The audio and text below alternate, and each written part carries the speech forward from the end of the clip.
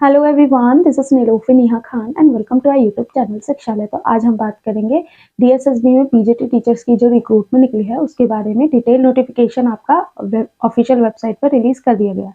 यहाँ आपको ये स्क्रीनशॉट शो हो रहा होगा। सबसे पहले मैं बता दूं, आप लोगों के दो तीन डाउट मुझे ज़्यादातर देखने को मिले। पहला तो एलिजिबिलिटी क्राइटेरिया को लेकर, और दूसरा डाउट जो सबसे बड़ा था वो ये था विदाउट बीएड बच्चे एलिजिबल होंगे या नहीं होंगे। तो फाइनली आप लोगों के लिए खुशखबरी है कि विदाउट बीएड भी आप एलिजिबल हो जाते हो, लेकिन यहाँ कंडीशन है। ठीक है, पहले मैं आप लोगों को आपके सब्जेक्ट वाइज किस किस सब्जेक्ट की जो वैकेंसी आई हैं ये सारी चीजें तो आपको पता ही चल गई हैं। डिटेल में सारी चीजें बता देती हूँ, और एलिजिबिलिटी क्राइटेरिया क्या रहेगा ये भी बता देती हूँ, ताकि आप किसी भी सब्जेक्ट के लिए अप्लाई करना चाह रहे हो तो आपके वो डाउट क्लियर हो जाए। होप से ये वीडियो आप लोगों के लिए यूजफुल रहे। तो सबसे पहले मैं आप लोगों को दो तीन चीजें क्लियर कर दूं कि एप्लीकेशन फॉर्म आपके 9 जनवरी से शुरू हो जाएंगे और 7 फरवरी तक लास्ट डेट रहेगी। ठीक है, तो इस टाइम पीरियड में ही अपने फॉर्म ठीक से फिल कर दीजिएगा बिना गलती के। ठीक है, इसके बाद बात करें तो आपकी वैकेंसीज की, तो वैकेंसी ऑलमोस्ट बच्चों को पता है किस किस सब्जेक्ट की वैकेंसी है, फिर भी मैं एक बार बता देती हूँ। जैसे कि PGT Hindi, PGT maths, PGT physics, PGT chemistry, PGT biology, PGT economics, PGT commerce, PGT history, PGT geography, PGT political science और PGT sociology, PGT physical education और पीजीटी होम साइंस और पीजीटी होम साइंस या domestic science. ठीक है, इन सब की vacancy आई है। अब बात करें एलिजिबिलिटी क्राइटेरिया की, तो एलिजिबिलिटी क्राइटेरिया में ये सबके ऊपर एप्लीकेबल होगा। ठीक है, तो आपके पास कंसर्न सब्जेक्ट में मास्टर डिग्री होनी चाहिए। अब नोटिफिकेशन में जो ऑफिशियल नोटिफिकेशन है आया है उसमें किसी भी तरीके की परसेंटेज मेंशन नहीं की गई। तो अगर आप जस्ट मास्टर डिग्री कंप्लीट है आपकी तब भी आप अप्लाई कर सकते हैं, क्योंकि अभी तक मैंने पूरा नोटिफिकेशन देख लिया और इसमें किसी भी स्पेसिफिकली मेंशन नहीं किया गया है कि कितनी परसेंटेज होनी चाहिए।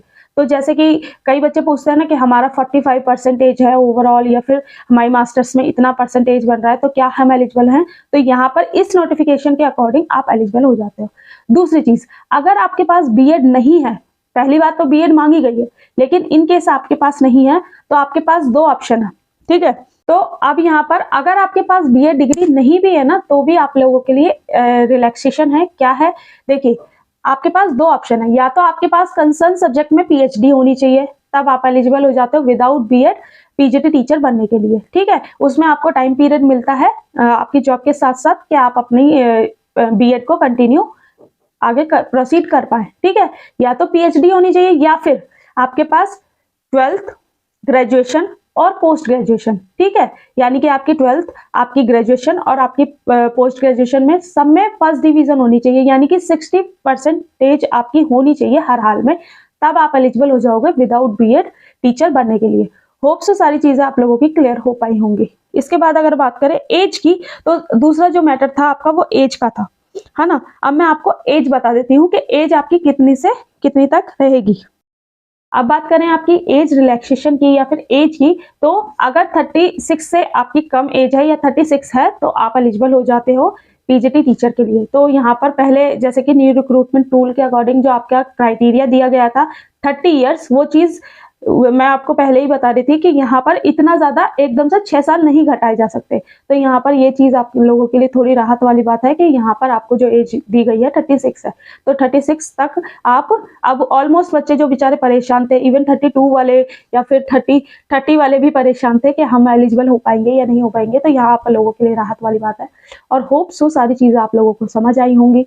बाकी एक वीडियो मैं आप लोगों के लिए सेपरेट बनाऊंगी जिसमें कि मैं आपको बता दूंगी जो आपका एग्जाम पैटर्न है और आपको किस तरीके से तैयारी करनी है। इतना तो अब वैसे आपको पता ही होगा कि डीएसएसबी का एग्जाम आपका 2 पार्ट्स में होता है। एक आता है आपका जनरल पार्ट जो कि सबका सेम होता है, और एक होता है आपका सब्जेक्ट कंसर्न जो कि आपका 200 नंबर का होता है।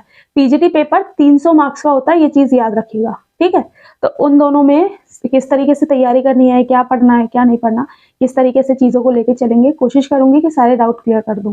होप से ये वीडियो आप लोगों के लिए यूजफुल रहा हो। कोई दिक्कत कोई परेशानी हो तो कमेंट बॉक्स में कमेंट करना। बाकी मिलते हैं आपसे नेक्स्ट वीडियो में। Thank you for watching.